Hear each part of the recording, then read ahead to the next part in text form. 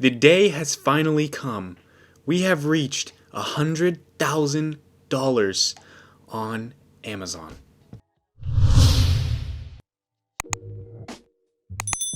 For the past 10 months, I have been going hard selling on Amazon and eBay. I started selling on Amazon exactly 10 months ago. And let me tell you, I had some humble beginnings. I started by going to local thrift stores with my Bluetooth scanner, and I would scan every single book in those thrift stores, scan them onto the Scoutly app, and try to make a few bucks on each book. And actually, let's take it back to the very first month where I sold on Amazon, which was January. So here we have the sales. We did $133 on January of 2020. The very first thing we sold on Amazon was a book called The Armor of God, which we picked up at a local thrift store. I think it was like $1.50, and we sold it for $17.25.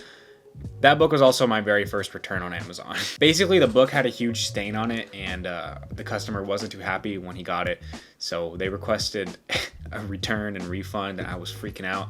What I did, I just gave them a full refund, didn't even ask for the book back. Ended up getting no review on that, so I was fine as long as I didn't get a 1 star, but it wasn't starting out too well for Amazon. I was making a lot more sales on eBay, so Amazon was kind of just a side business, and I would make most of my money on eBay from, thrifting and going to garage sales and just stuff like that. I would hit thrift stores every Tuesday and Thursday, I believe. I always went to them right before my girlfriend's soccer games, and I would just try to scan as many books as I could. I didn't always come out with a lot. Sometimes I came out empty-handed, and those were some depressing days. But for the first month, we did $133 in sales. We made back the money we spent on the yo-yo scanner and the $40 subscription we bought for Amazon. Which, by the way, if you don't know, when you start an Amazon account, you can either sell for free or you can sell as a professional seller, which costs $40 a month. If you sell for free, then Amazon takes a $1 fee on top of all of the other fees on each sale you make. And I was thinking I was going to get more than 40 sales in the first month, so that's why I just bought the pro account, but ended up not working out, but we still made the money back. Now let's take a look at the second month here, February, and I'm actually pretty proud of myself. I did $1,167 in book sales. And let me just put things into perspective. The previous year, 2019, I only made $1,300 off of reselling. That's not even profit, that's just total sales, and that was on eBay alone. And I pretty much made that same exact money in a month. So that really opened my eyes and made me realize that there's a ton of possibility selling on Amazon. So that really opened my eyes and made me realize that it is a possibility to have a full-time job selling on Amazon. We get to March, COVID hits. I also forgot to add in, back in February, I was also beginning to intern for Reezy Resells, who's the one who pretty much inspired me and probably thousands, hundreds of thousands of other people to start selling books on Amazon. So I was in the works of interning for him there, and I was learning a bunch of stuff about book selling at the same time. But as you can see, we had $1,234 in sales of books alone in March. In this month, I just shipped out another Gaylord of books. I only got, I believe it was 2 or 3 Gaylords from the thrift store, and then they closed because of COVID. I couldn't get any more supply, and I believe this is when my book selling journey came to an end. And I know right now I'm talking about Amazon, but this month of March was also when my eBay account took off. So like I said, I was interning for Reezy Resells, and his company had a storage unit with a bunch of leftover inventory that they never listed on eBay, and they needed to get it cleared out.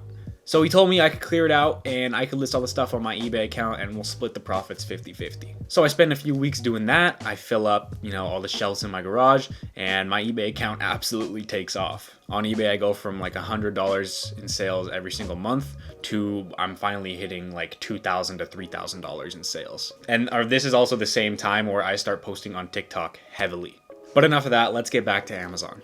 Okay, so we're in the month of April on Amazon, and we can see I had $3,563 in sales. But this wasn't all books. You see, right here is when I started to implement a bunch of retail and online arbitrage into my business. Basically, I was on eBay, and Best Buy was selling these Oculus Quest, and I bought it from Best Buy on eBay. I know that's kind of weird.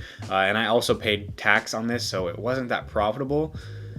but I still sold it on Amazon for $742. I probably profited like 20 bucks on it.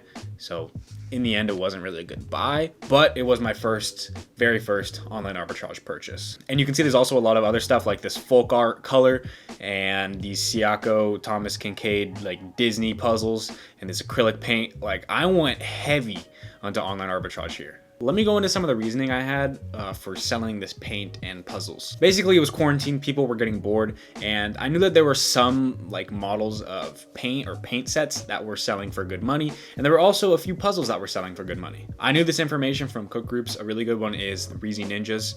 Follow them on Instagram at Reezy Ninjas, and that's pretty much where like most of the lead information came from. However, like most of the stuff here, like this folk art stuff, this acrylic paint, I actually all find those myself. The puzzles were posted as a lead. However, the site that I found them at was not posted. So what I did is I basically just like tried to search the internet for the specific puzzle, and I found it on a bunch of websites, and I basically just purchased in bulk, and I had the upper hand over a bunch of competitors. The same with those paint sets.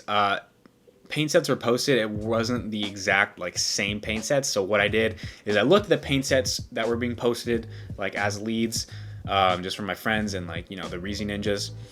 And pretty much what happened is those were always out of stock. Like, I could never get my hands on them. So I looked at like the similar items and I scrolled through the other paint sets, and I basically just compare the prices of those from the websites to the prices on Amazon and see if I can make a profit. What do you know? I could on a lot of those items. So I just purchased them in bulk. I went a little crazy here, if I'm being honest. Sometimes these items wouldn't sell. Like, I bought a bunch of paint that took months to sell, and it had me worried for a bit, if I'm being completely honest. However, at this time, I actually did make a huge mistake. Basically, I did not have access to be able to sell through Buy Box. If you don't know what Buy Box is, it's basically that huge buy now button you see on Amazon. It's where like 90% or plus of the sales on Amazon are. If you don't have access to Buy Box, then the only way that sellers can find your item is by clicking new and other sellers, or like cheaper price, stuff like that. Like, they have to click a bunch of buttons to see your listing, and that's not good at all. The reason my stuff was selling before is because there were only like a few sellers, like maybe 4 or 5 sellers selling this paint and stuff, selling these puzzles. But then once I was sharing the leads with people, and once more people were catching on and buying more stock, there was like 30 to 50 sellers. A lot of those sent their stuff into FBA. A lot of them had Prime. A lot of them had a lot better reviews than me, and they were just outselling me. I couldn't compete. I literally couldn't. So I held my stock for a very long time, a lot longer than I was comfortable with, and they didn't sell until I was actually able to get Buy Box. And also another reason why it took me so long to be able to sell Buy Box was because I started out with terrible reviews. In the month of March, I got a nasty 2-star review from a customer because she didn't read the description of my product. Basically, it was just a book that wasn't in the best condition.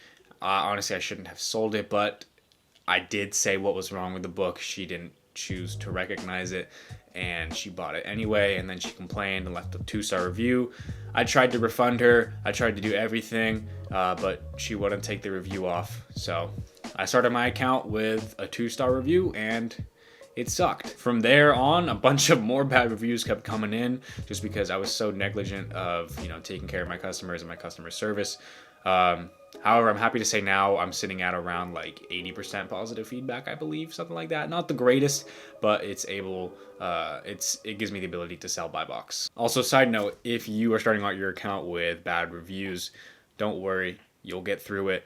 Download or purchase Seller Labs or Feedback Genius, something like that. Basically, it just sends automated messages to your buyers, and it just asks them to leave positive reviews. However you want to structure, you know, your automated message. It probably saved me. It got me a lot of good reviews.